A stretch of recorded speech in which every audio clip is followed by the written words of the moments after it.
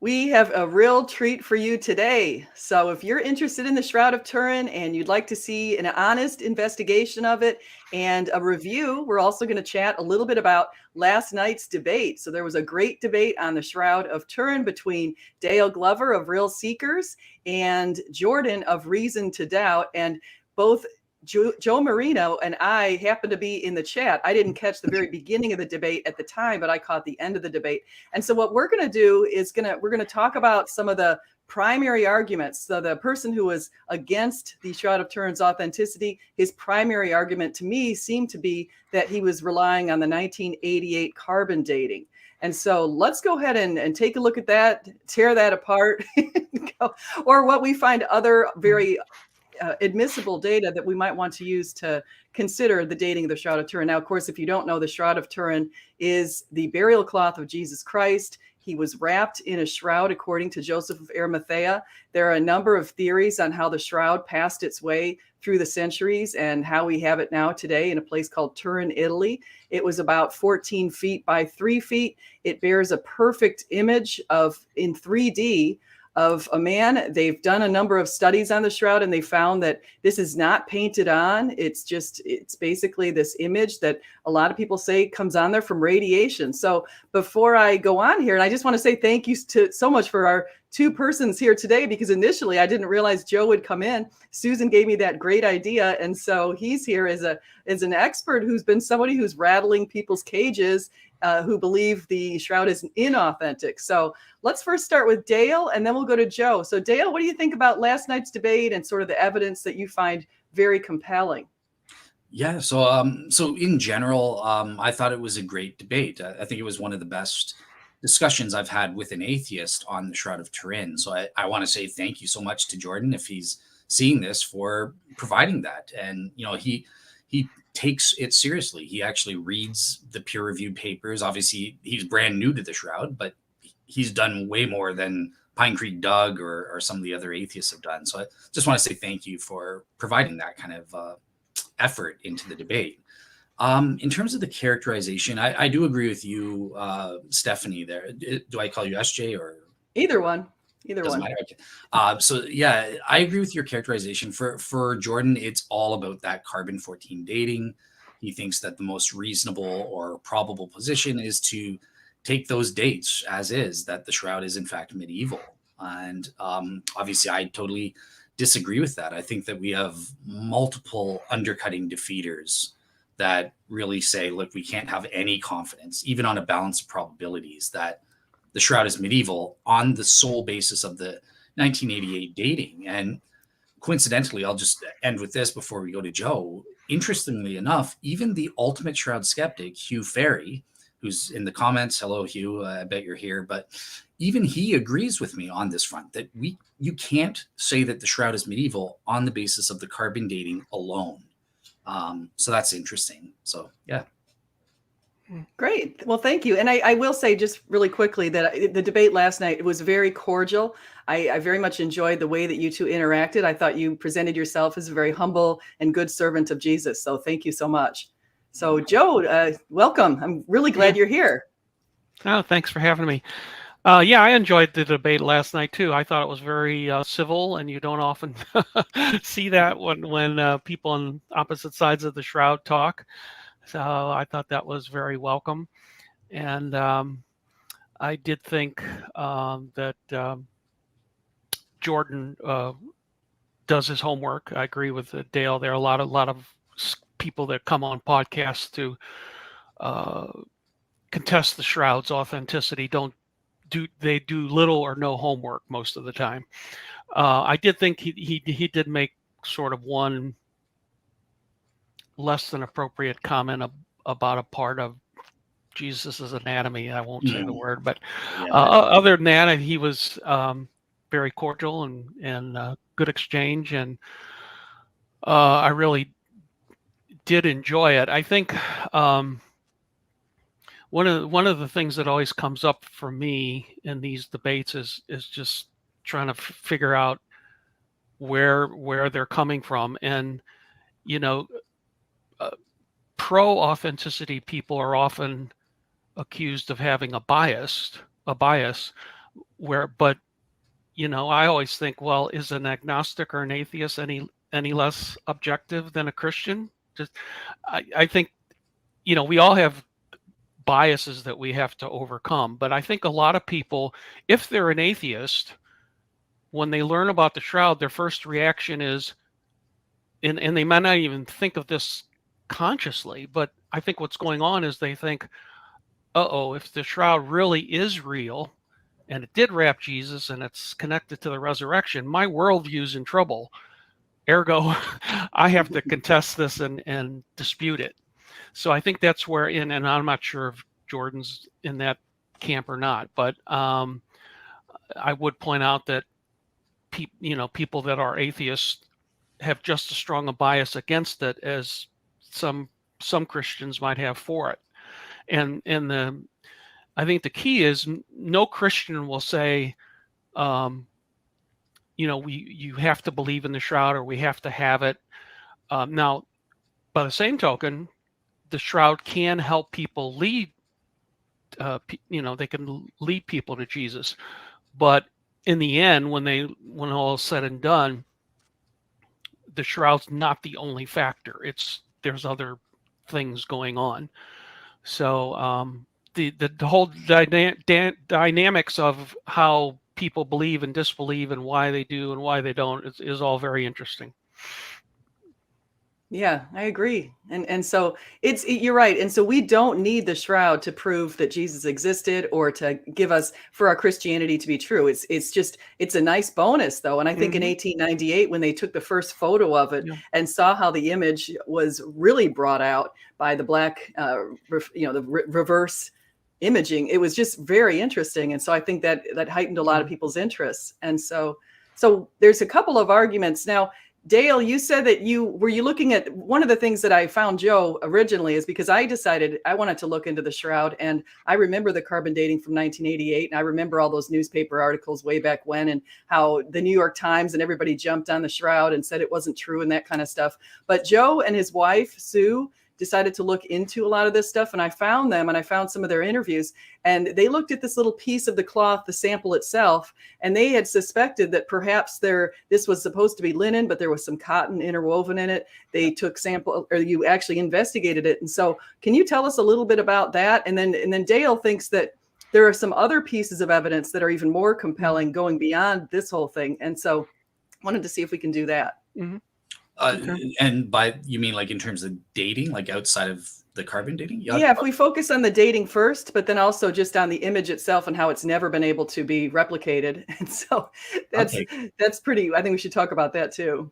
Cool. All right, cool. So in terms of the invisible reweave, obviously I've had Joe's my friend. I've had him on the show many times, advancing his theory. And I do think that there is empirical evidence and findings that are supportive of this theory. You can't just dismiss those. And one of those is what you mentioned there, Stephanie, about the cotton being woven there into that portion of the Shroud of Turin. Obviously, I myself don't go for the invisible reweave. I disagree with it. I think that it's improbable, and that's why I go for the neutron absorption on my end as the more likely explanation for that. Yeah, so that's kind of my take on the carbon dating. I don't deny the evidence. I think that there are explanations for them. So, for example, with the cotton, I think that could be explained. It got ingrained in there during the manufacturing process when they were constructing it and stuff. If there was cotton from the last thing that they made, that could have gotten mixed up into the shroud. And I think that's an equally probable explanation kind of thing.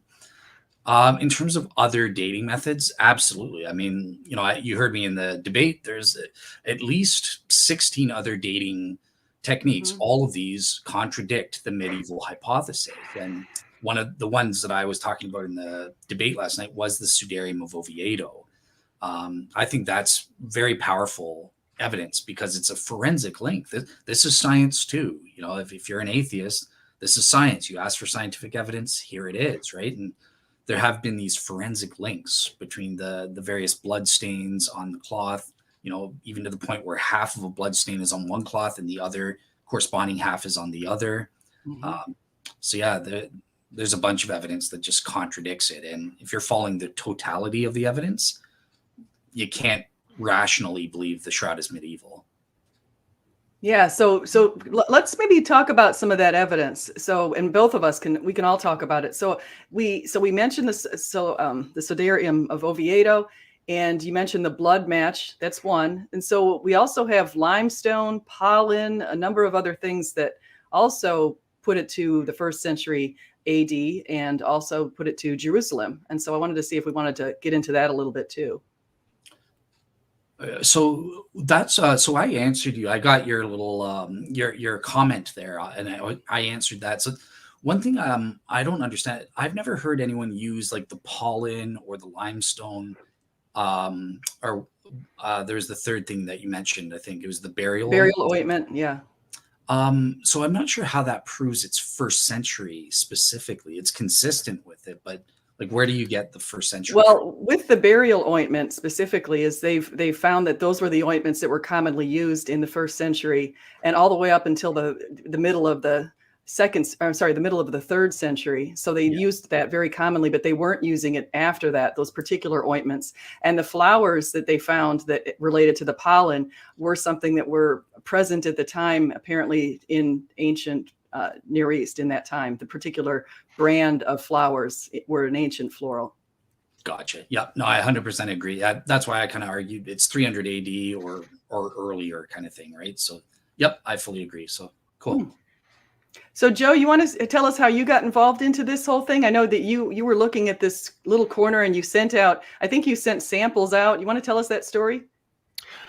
Well, I had originally met Sue in 1997 when she first learned about the shroud. And by that time, I had been studying it like 20 years. And I eventually, I was actually in the monastery at the time. And one thing led to another, and I actually left the monastery and ended up with Sue, and we got married, and we did shroud research together. And when the C14 dating came out, by that time it was like anybody that had studied the shroud had said something has to be wrong with that C14 date. There's just simply too much evidence pointing toward authenticity. So I have one of the largest personal English language collections in the world. And at one point, Sue had the insight that it could have been a repair in that area. So because I had such a good collection, we got out the best pictures and whatnot. And she sent pictures. We didn't actually have any samples of the shroud. Sometimes you see that in the literature that we had a sample or something. We didn't. We just used pictures, and we sent pictures to 3 different textile experts. One who actually lived in Columbus, Ohio, where I live. There was a place in downtown Columbus called I think it was called French Tailors or something like that. Anyway, the guy there was actually European born, and he was called French. His nickname was Frenchy, and we gave him a close-up picture of the Zurich sample and did not tell him it was from the shroud. And we just basically said, what can you tell us, from your expertise about this? And he said that it appeared to be manipulated. We thought, well, that's interesting, but one opinion isn't quite enough. So we sent it to a place in Albany, New York. Did not tell them it was a picture of the shroud. Asked them the same question. Kind of got the same response. It was manipulated. Sent a picture to Thomas Ferguson Limited in I think it's Dublin, Ireland, one of the big, most renowned textile places in the world. And same thing. Sent them the picture. Didn't tell them it was the shroud. They said it was manipulated. So we had 3 independent blinded textile experts that all said it was manipulated. So we thought we were onto something. So right when we were doing our research, we had learned that there was going to be a conference in Orvieto, Italy. And we thought, well, this could make a pretty good paper. So we decided to go. And we presented our findings. We did some additional research, historical and whatnot, and wrote up a paper, which we presented there. And Barry Schwartz of Shroud.com, he was the documenting photographer for STURP. He was at the conference taking pictures and whatnot, and reporting for his website. And he came up to us after the presentation was over and asked if he could publish our paper on his website. And we said, sure. And he kind of told us later on, he says he was so kind of happy to see this theory because it was simple, it was direct. You didn't have to have a degree in physics to understand it. And so he published the paper. And then Ray Rogers, who was the head of the chemistry section of STURP, he had been pretty much out of shroud research ever since the carbon dating, because he basically accepted it. And he had started to get back into it a little bit, and he saw that Barry published our paper. So he called Barry up and he says, "What are you doing publishing this blankety blank stuff?" And Ray says, I can disprove this in 5 minutes, because Ray was the only one in the world at that time that he had samples from 1978 from the main part of the cloth, which he was entitled to do under the agreement. And he also had a sample of what's called the Reyes sample, which was originally taken in 1973. It was right next to where the C14 sample was taken. And Gilbert Reyes is named after Gilbert Reyes, the Belgian textile expert. And so Ray said, I can compare the two samples, on the assumption that what was in the Reyes sample would probably be in the C14 sample. So, he did not think he would find anything out of the ordinary. He thought Sue and I were part of the lunatic fringe. He said so in the press. And he told Barry he would disprove it in 5 minutes. Well, it took him about an hour and a half, and he called Barry back and he says, "I can't believe it." He says, "I think they're right." So he found a spliced cotton and linen thread. He found mordant and gum and dye, all the things that you would have if you had a repair in that section. So he continued his research. We continued ours. He came out with a big peer-reviewed article in Thermochemica Acta in 2005 in January, and unfortunately he died in March of that year. And then Sue and I continued our research, and unfortunately Sue passed away in April 2009, and I've continued my research. And I'm hoping I presented last on the reweave theory at a conference in Canada in 2019. And I'm hoping to present an update of the paper. I've had some additional significant information to add to it. And I may be giving it remotely. There's going to be a conference in Mexico City in late May this year. And I've been invited to speak. We're trying to work out details if I can present the updated version of that paper. No, that's a very good summary. I really appreciate that. And so let's go over to Dale. Dale, you want to add to any of that, or do you want to also focus on some of your arguments, your other arguments? Because you had 16. So you weren't even focused on this one quite as much. You were focused on some other ones. And I didn't know if you wanted to comment or add.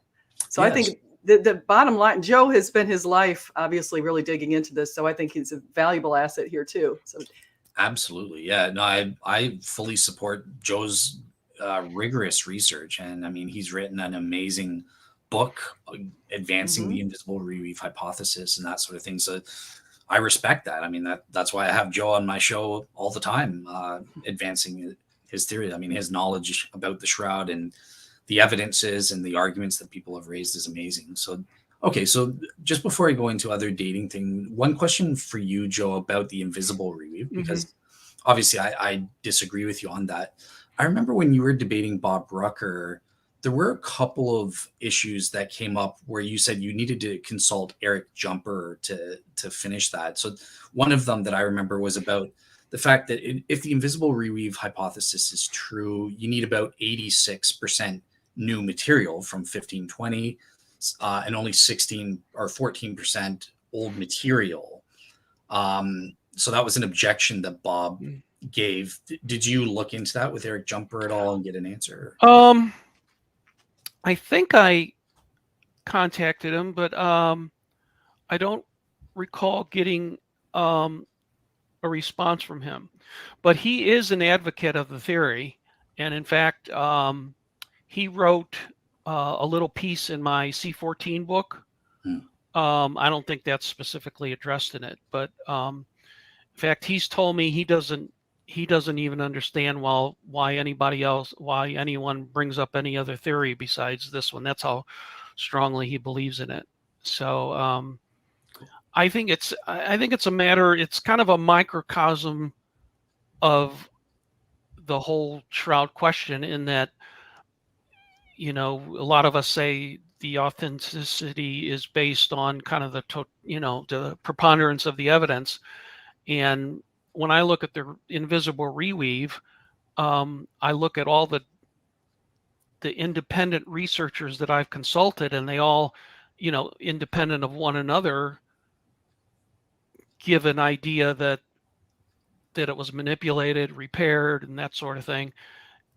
And, and I guess you could, skeptics sometimes nitpick at this point or that point, and they come up with something negative and they think they disprove the whole thing. But I believe that the totality of the empirical evidence accumulated in terms of there being an invisible reweave is very compelling. And, it would be nice if the Turin authorities would allow additional testing. Now, I've heard when they did the restoration in 2002 that they did sort of look more specifically into the invisible reweave. Now, they don't necessarily still buy it, but I think we need more than just sort of an informal look at it. We need to get a qualified team of scientists to do testing on that and many other areas. I mean, can you imagine how much more we could learn about the shroud based on today's science compared to 1978? I mean, the sky would be the limit on that. And I guess we probably won't get any testing while Pope Francis is alive, but we can all pray that maybe the next Pope will allow some testing. Awesome. Yeah, good. So that's one hypothesis that does resolve the issue of carbon dating in 1988. Or if you agree with the hypothesis, which actually I do too, I actually agree with the hypothesis. But if I want to go into some other, because there are some other factors that place it back there. We talked a little bit about a couple of them, but what the coins, some have even looked at the coins that they say were over Jesus's eyes and dated those to under, I think, I want to say, I can't remember which. 690 to 695. No, you're talking the pilot coins, did you say? Yeah, over the pilot. eyes? Yeah, those were minted 29 to 32 AD. So that would be, if you could prove that there were coins there, yeah, that'd be more accurate probably than carbon dating. But there's a bit dispute about that. A lot of people don't, like Barry, for instance. This is one area where Barry and I disagree. He says the weave of the cloth is such that you wouldn't be able to discern the letters on the coins that people supposedly see. And my contention is, well, if you've got an image a whole image, double image that you can't explain, why really rational about the plausibility of being able to see coins on the eyes? So in other words, I believe, I don't know if we'll ever be able to prove that unless we do some more research again, but I think it's sort of like, I think it's God's sense of humor coming through. And I think he probably put those coins there knowing that somebody was going to find them. And it's not absolute proof. It's sort of like the empty tomb.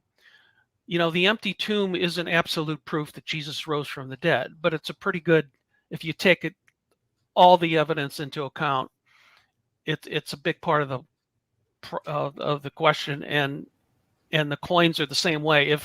If they're there, it can help pinpoint the date of the crucifixion, I think.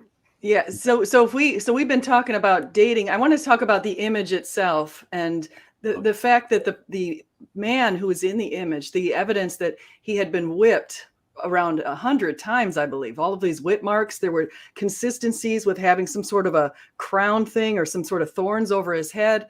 There's definitely consistency with where he had been stabbed by the Roman centurion. There's consistency with a man who had been on a cross because of the way the body was kind of, the way it shows that how his legs were bent. So he had this sort of, I forget the word, but the legs were actually in the same that they would be if you had been on the cross. And there was consistency with just the way the hands were and some early ancient art. And so I just wanted to see, can we go into that direction to talk about the image? Yeah. And is it okay if, because you asked me to list just a few of yeah, I'd love that. dating things, so I didn't get a chance to do that. So let me just do that now, kind of thing. So like some of the ones that convinced me obviously are the Sudarium of Oviedo, which was in my debate last night. But beyond that, I'm convinced by the Hungarian Prey Codex. I think that thing was made by someone looking at the shroud. We have those L-shaped poker holes, which correlates with the shroud. That's one of the most convincing factors. We also have what I thought you were talking about there, Stephanie, with the coins was Giulio Fonte has done a statistical assessment of these Justinian II coins. They were minted in 692 to 695 AD. And there's a 99.99% probability. It's something like 1 in like 7 billion or 7 billion or something like that probability that the guy who made those coins saw the shroud. So I think that's another bit of convincing evidence there. Beyond that, yeah, you kind of mentioned the paintings and stuff like that. Like, I'm assuming you're meaning like the Vinian markings or the Christ Pantocrator icon being influenced by the shroud. And also we have Giulio Fonte's, those if you like the scientific dating, we have those various empirical dating, FTIR spectroscopy, Raman spectroscopy dating, the newest X-ray dating that just happened in 2022, all consistent with the 1st century date and overrule a medieval date. It can't be medieval kind of thing. So those are just the sum of the dating things I look at.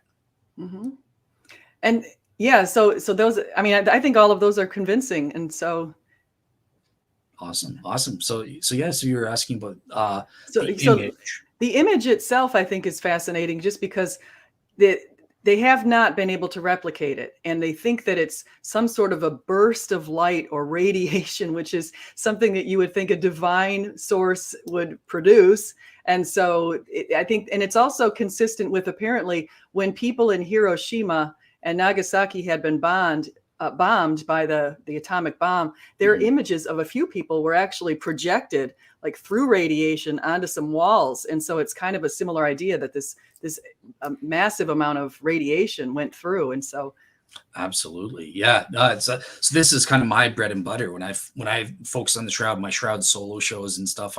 I'm primarily, what converted me is the nature of these images. I have what I call this minimal relevant features approach. So it's kind of similar to the minimal facts approach for the historical evidence, right? So I take the firmly established, scientifically proven physical and chemical properties of those images. Things like you mentioned it's 3-dimensional. It has the photonegativity. It's also one of the most important facts to me, even more important than the 3D stuff, is the fact that it was vertically, whatever thing encoded the images was vertically aligned, meaning it's a rectilinear or a curvilinear process. That rules out a whole bunch of mechanisms and stuff like that. It's also superficial, and the body image color is uniform. It's the same intensity of color everywhere. So these are some of the features there. And I've looked at all of the ordinary artistic mechanisms that have been proposed. All of them fail. None of them can explain all of these minimal relevant features that are required. And it's the same with ordinary naturalistic mechanisms as well, like direct contact or gas diffusion. I've ruled these out as well. So in terms of radiation, I do think that that's the most likely explanation. That's the one I go for. There have been some unbelievers who've tried to use radiation externally to explain the shroud images. So that would be a natural thing. But again, that doesn't work either, because again, you have these high resolution images. So the radiation has to be emitted from the body, and that's supernatural. So yeah. Yeah, great answers. Thanks. I try. Yeah. So in addition to that, so we have a few of those sorts of things. You mentioned briefly, and I want to see if you want to expand on this. Some people might not be familiar with the Sodarium of Oviedo and the connections that you talked about last night with the shroud. Yeah. And when that was, so there was like a cloth that Jesus used to wipe his face. And then there was the shroud, which was what was wrapping Jesus. One was obviously a much more expensive material. From what I understand, the shroud was a very high dollar material, consistent with the rich man, Joseph of Arimathea. And the cloth wasn't as high dollar, but you talked about the link. Absolutely. Yeah. So I think that this is incredible. There are several lines of evidences establishing this connection that I kind of raised on the debate last night, right? So number one, there are various anatomical similarities, right? So the nose is the same size, the position and size of the mouth, the chin, even the shape of the beard. There's even evidence like lack of on the right cheek. There's like a lack of it shows swelling on the shroud man, and its sign is on the Sudarium as well.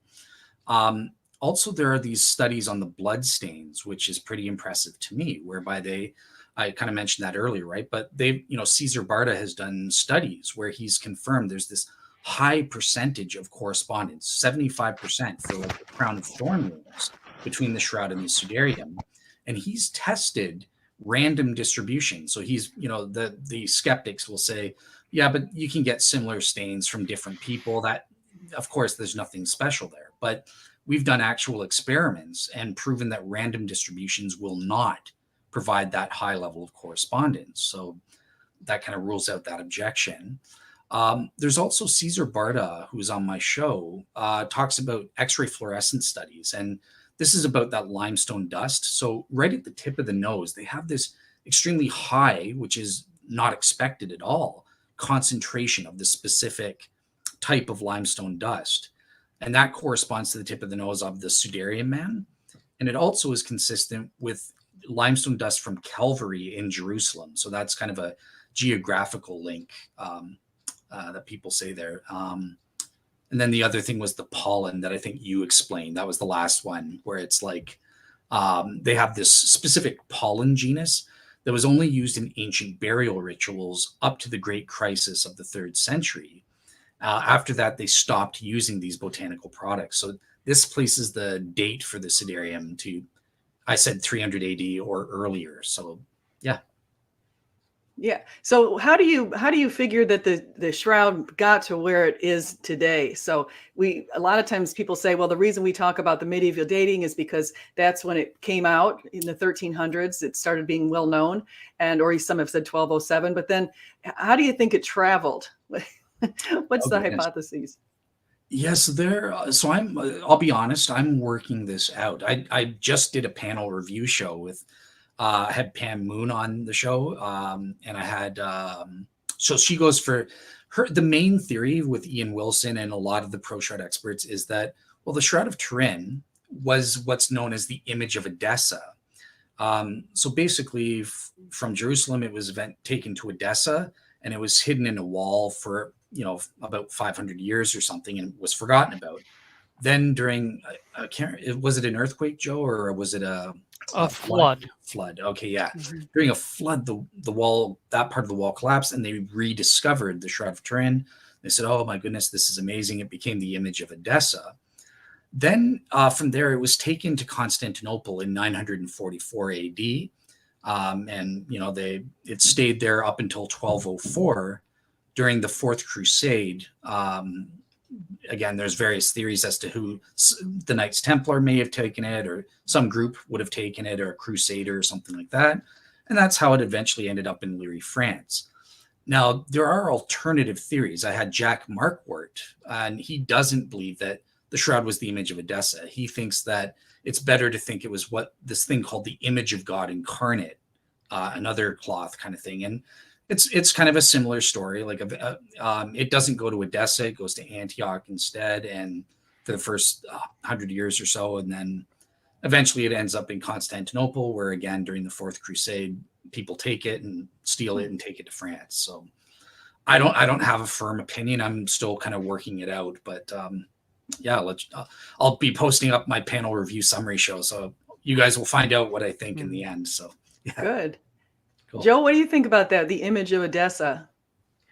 I'm sort of in Dale's camp a little bit, in insofar as I'm not 100% sure on any of the theories. I guess I'm somewhat partial to the image of Edessa, partly because Wilson came up with that first, and his was one of the earliest books, and you tend, once you get a theory and you believe it at first, you kind of stick with it. Sort of like, I guess an analogy would be when you hear a song by your favorite artist or an artist, you really like that song, and then somebody redoes it, you just automatically like what you heard first. But I think there, quite a few, from what I could tell, a lot of the pro Shroud researchers do accept the image of Edessa, and then it becomes, in that theory, it becomes the Mandylion in excuse me, in Constantinople. And then there's some interesting descriptions of the Mandylion when it arrives in Constantinople 944. The emperor's sons describe it as blurred, which would be a good description of seeing the shroud with the naked eye. And someone else said it was some sort of secretion without coloring or stain, meaning it didn't appear to be a painting. It appeared to be some unnatural image formation process that they weren't sure of.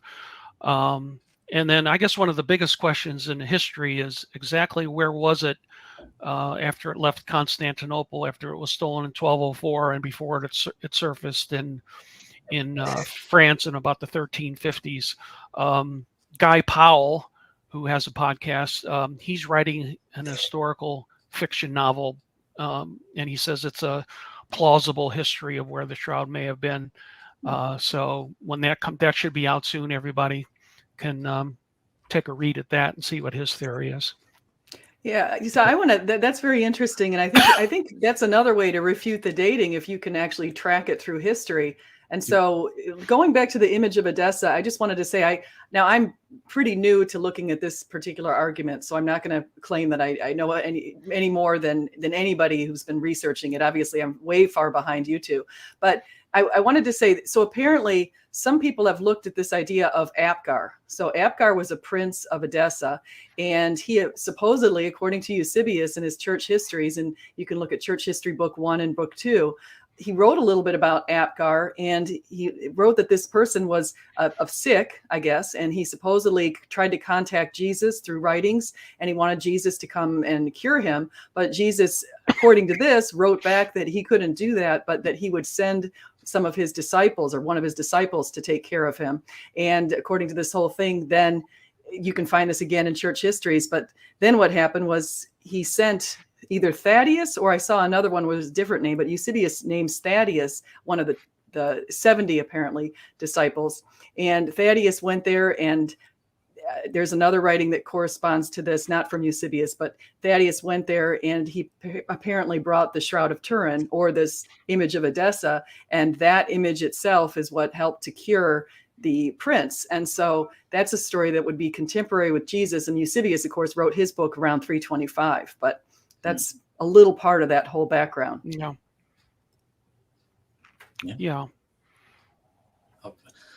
Yeah. One thing I'll just add for you, Stephanie, if you're interested, because yesterday I didn't just have my Great Shroud Debate. I had a show prior to it in the afternoon with Pam Moon, who came back and did a detailed presentation on she believes the image of Edessa hypothesis, right? So she goes into all of those details. And I even probed her because I'm a little bit skeptical of the Abgar legend. Like, I know that secular history says, look, Abgar the Eighth was the first convert to Christianity. He made it the official religion of the Kingdom of Edessa. That was around 200 AD, right? So obviously this Abgar legend, you have Abgar the Fifth in Jesus' time, and communicating, and Jesus is sending written letters. So I have a little bit of skepticism.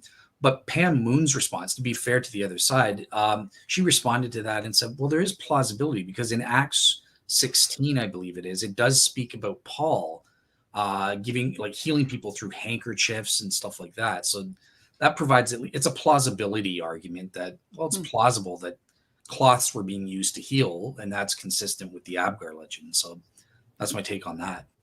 But yeah, check out I'll post up the Pam show on that sounds good. My thing today. You can get the details. She does a great job arguing that case. So if we look at the fact that the image itself is three-dimensional, some have said that itself is quite impressive. And so did anyone want to build on that thought of what it is about a 3D image that is so impressive?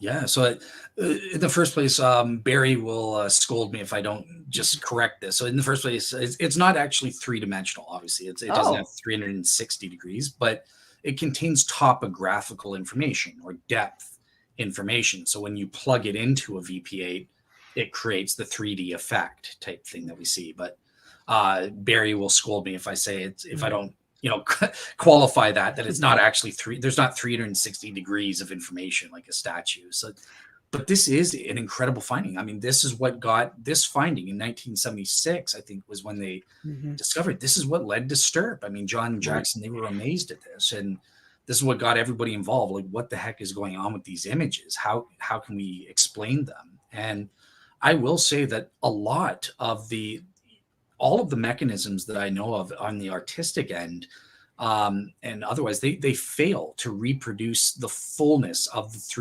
3D images and stuff. So there are some mechanisms where, for example, with a powder rubbing, if you use a bas relief, inherent in that is some 3D information. You'll get 3D effects and stuff like that, but it's only partial, and the 3D effects are very distorted. So with Luigi Garlascelli, for example, he's produced probably the best artistic copies of the Shroud to date. He's come the closest, but it's not close enough. It still fails. He basically gets like in the VP8, it'll come out as like steep cliffs and like deep valleys type thing. So that represents like contact versus no contact. You don't get the fine gradations that you get with the Shroud, where it represents the 3D depth info of an actual face. So these methods, these artistic methods, come nowhere close to representing the 3D info that we have on the Shroud type thing. Yeah, I'd also add that Garlascelli used Barry's photographs for his model, and he did the body image first, and then put the blood on, which is what you'd expect. Any normal person would do that, but the Shroud evidence indicates that the blood went on first and then the image. Now, there's just no artist on the planet that would put the blood on first and then draw the body image around it. So that's another point toward authenticity. So yeah, I agree with Dale that Garlascelli's, to the naked eye, it looks fairly close to the Shroud, but to date, nobody has gotten both the physics and the chemistry right in their reproductions, and you have to do that. If you can't duplicate every single characteristic of the Shroud, you haven't duplicated it. Yeah, and it's interesting. I think the Shroud is one piece of evidence that it's amazing that God has left this piece of evidence for us. And it's amazing that people have even postulated that somebody in the medieval times would be able to put together something with all of this different, all of these different components with the kind of technology that they didn't have back then. And also, I mean, if you look at I just did an article recently about ancient reproductions of the shroud, and most of them are just downright cartoonish. And if you know anything about the history of relics, you'll know that you know, you could draw a stick figure and convince some people that it was authentic.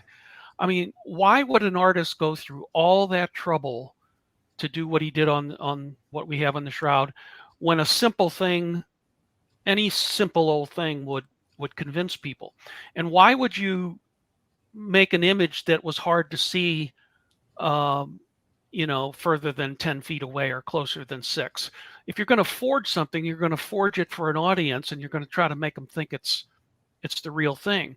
But there's characteristics on the shroud that, you know, mitigate against an artist doing it. Yeah, just to back up what Joe was saying there, like I'm convinced. I posted up a 20-minute video by Dr. Thomas de Westlow. Now, this guy is not Christian. He is a non-religious agnostic, and he fully concurs with us. He's like, there's nothing. He is an art historian. This is his area of expertise, medieval art. He's like, there's nothing comparable to the shroud at all, and there's no way they would reproduce these features like photonegativity or the three-dimensionality. That's just totally unique. You know, and he's not this is a non-religious agnostic. So yeah, if you want to go against that, I think it's clear who's the one that has the bias. You just don't want to believe at that point. Yeah. Yeah, and I think that's a really good point, because it's also my understanding, unless he's changed his mind, that Barry Schwartz is Jewish. He's not a person who believes that Jesus was divine, and he's the one who started this whole shroud.com website and has been gathering all the information. And you both know him, so absolutely, yeah. Go ahead, Joe. I was going to say he works 12 hours a day, 7 days a week on the shroud. It's insane. Yeah, every time I call him, he's constantly working on the updates. So like, yeah, Barry deserves so much credit for that shroud.com website. It's the best thing on the internet. I'm not sure if your audience already knows of him or not, but just to explain, like it's not just one side. He posts up all the scholarly, popular level papers. He has conferences, videos, book recommendations, and it's on all sides. I mean, it's not just pro shroud. It's not just against the shroud. There's shroud agnostics there as well. So it really is the best resource. If you only have one place to go, that would be the best place. Absolutely. Yeah, I just went there this morning and I found a book there that's free, and it's on the shroud, and it's written by a couple of people. And that's where I actually got into this Edessa thing. And I just, because it's this morning, obviously you can see I'm brand new to that whole thing. I didn't have time to really dig into it, but that's why I mentioned that. But he has so many resources. And actually, Joe, you've got that regular email. We're on your personal email list, and both Dale and I are receiving your emails, which we greatly appreciate. Oh, I enjoy doing it. And it's going to, of course, Lent and Easter. Well, it's Lent now, and Easter's coming up, and things even get busier. So I posted one with about 12 items Thursday night, and then a couple things came in right after, a couple significant ones. So I sent out an addendum Friday morning, and that had like 5 or 6 more items. So yeah, there's plenty of shroud-related activities going on out there. I like to keep up with them and share it with other people. I still think it's very funny that when I was doing a video last year on the shroud, and I saw your name in the chat, and I thought, oh, that's funny. Now, how do I know that name? Isn't that the same name as the guy? No, it couldn't be. It is. I poke my nose in any shroud activity, so yeah, it's going to be me. How do you keep up to? You must have like some fancy software thing that alerts you. No, I just do Google searches and YouTube searches, and I have sometimes people on my list will alert me to things, and I'm retired, and I work on the shroud pretty much full time, so I just dig for all the information I can find. Yeah, it's amazing. I'll plug Joe. Like I was telling Stephanie about it before. Like my favorite thing of Joe's work, obviously it's great to get the updates and stuff like that. Also, one thing that you do really well is your bibliography papers. I've downloaded, I think, every one that I could get, including your bibliography of your bibliographies. But like, yeah, he breaks it down into, okay, here are all the papers or links and sources related to the pro Shroud side on a given topic, in the neutral, and then against kind of thing. So like, those are amazing resources on his academia.edu there. So yeah, great work. Yeah, thank you. Stephanie, if for your listeners, if anybody wants to get on my email list, they can just email me at jmarino240@aol.com. That's JMARINO 240@aol.com. And everybody's blind copied, and you can ask to be removed from the list anytime if you want to get off. Yeah, I appreciate that. So what else should we talk about? What else are we missing, or any sort of final? Because I know we're coming up on an hour pretty soon, but what else do you think people would want to know about the Shroud that you two have investigated? That's a tough question because there's just so much material out there. I mean, just people can tell from just like we were just talking about how many items I come up weekly with videos and podcasts and articles. And I have to say, it kind of irks me when a lot of Hugh Ferry uses the term anti-authenticist, which I think is better than, sometimes I'll use the word skeptic, which probably isn't the best word, because as it was pointed out last night, we all should be skeptics, but sometimes I use the word to mean somebody that doesn't believe in the Shroud's authenticity.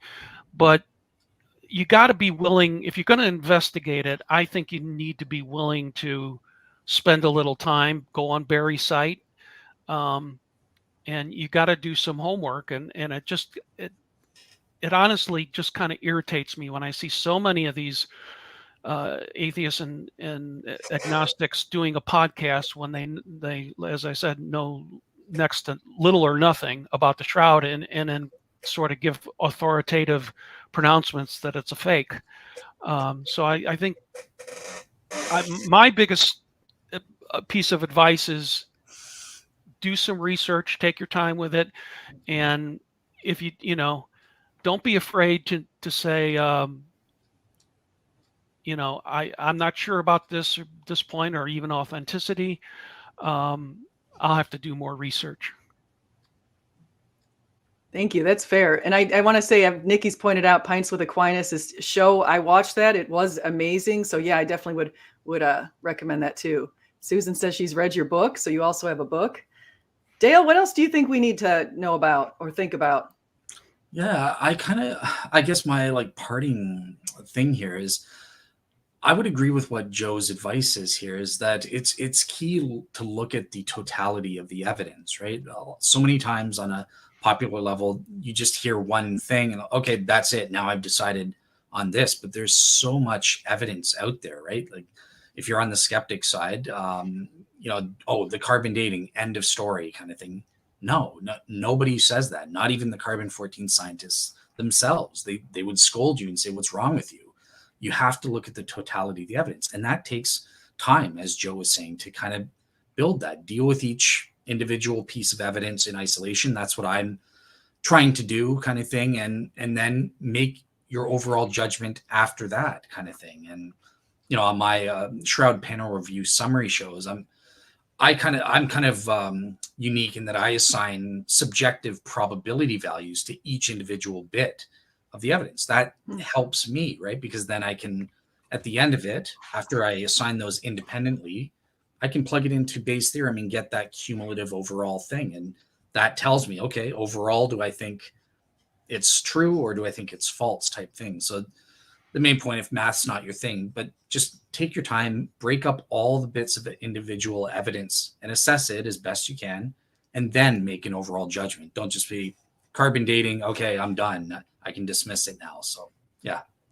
Yeah, there's a reason that it's the most intensely studied artifact in human history, and that's because it hasn't been solved yet, and people keep on putting hours into it to try to solve it. Nobody has solved it yet, even though if you listen to some of the skeptics, they say, oh, here's my rendition, I've solved it. No, they haven't solved it.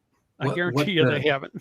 Joe, what was it? I remember on SSG, you kind of we kind of asked how many academic disciplines are related, and I think it was over 90 I'm disciplines. up to 97 at the moment. That's one of my academia articles. And Wow. what medieval forger was going to be proficient in all 97 of those disciplines to be able to create an image that fooled 20th and 21st century researchers? I'm sorry that he doesn't exist. Exactly. Yeah, good. I agree with both of you. So what are you working on now? What do you have coming on in the next few weeks or over this Lenten season? What's new? What's for both of you? Yeah, for me, believe it or not, upcoming Shroud related shows. I guess I have Michael Kowalski. Hopefully next week will be coming on. He's publishing a book and stuff, and he's on the carbon dating. He told me, I don't understand it yet until he presents his case, but he's found some new aspects that have never been heard before about the carbon dating. So looking forward to that. I also have Jack Markwart is going to be debating Hugh Ferry on the medieval documents. So, that 1389 memorandum and the papal bulls, they're going to be doing an actual one-on-one debate together on March 8th. So that's my plans for the Shroud related shows in the future. I got to get a link in your channel down in the description. I'll make sure I have that so everybody can go subscribe to your channel. Joe, do you have a channel too? I do not. But so they can contact you by email though. And they can also contact me by on academia.edu. My main focus is usually writing articles and posting them there. Some of my articles have discussion groups so people can make comments. And I have one article being proofread by a friend. I hope to have, she's had it about a week, so I hope to see that soon, and I'll be posting that soon too. Great. So yeah, I'm just posting in the private chat my blog and YouTube for you. So there you go. Oh, well, can we share that? Just let people know. Oh, should I put it in the comments? So your YouTube is under Real Seekers, and your blog. Yeah, you can put it in the comments. Just put it. Oh, you might not have I can give you a wrench. I haven't. Let me see you in here, and I'll give you a wrench real quick so you can throw it in the comments. Okay. All right. I have no idea what a wrench is, but on YouTube. If I see either of you, I can give you guys wrenches so that you can post whatever links you want. So you're considered a moderator. There we go. Oh, geez, I'm moving on up. I'm taking over your channel, Stephanie.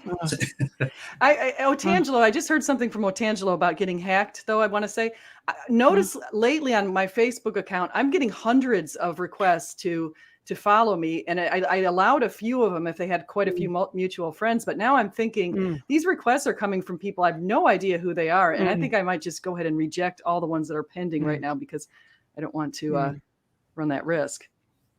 So welcome everybody here in the chat. Just want to say hi to you really quickly. I'm trying to see if I can, Dale, I don't see you in this. Maybe that's why you're not on this comment. Okay, I'm going to post what you said into the link here. So let me just get this blog going. Hold on one second. Right. Real Seeker Ministries. That's the blog, .wordpress.com. And on YouTube, just Real Seekers with the S, it's plural. Okay. Yeah, I'll definitely, I'll put that in the description too. And I'm adding my academia page, independent.academia.edu/Joe Marino. Great. I just posted that in the private chat. Oh, I see it here. Okay. So we have Otangelo in the chat. What was his thoughts on the debate last night? Was he happy with it? Otangelo, what'd you think? He's a huge Shroud guy. Otangelo, I'll give you credit.